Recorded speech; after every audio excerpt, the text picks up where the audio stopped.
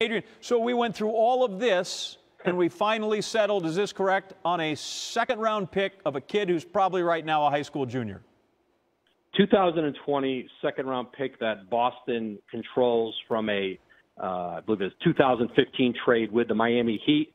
That will go to Cleveland, and now the deal is agreed to. Kyrie Irving to the Boston Celtics, and Isaiah Thomas, Jay Crowder, Ante Zizic, and the 2018 first-round pick from the Brooklyn Nets, which will be unprotected, goes to Cleveland. And finally, over a week after both teams agreed to terms, they really agreed to terms now. All right, how long did it take to hammer this part out? Because it seems like minimal compensation to solve what we played up as a very large problem. Well, Cleveland had pushed very hard to get a deal that would have included a first-round pick from Boston. Boston was just very resistant to the idea that they were giving up any more than a second-round pick. And essentially it was a game of chicken in the end.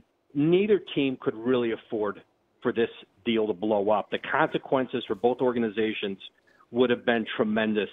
And it's a negotiation. Cleveland pushed as long and as hard as they thought they could and realized that Boston had gone as far as it was going to go. And instead of pushing this to the 10 a.m. deadline that was out there on Thursday morning, they agreed tonight to go with the second rounder.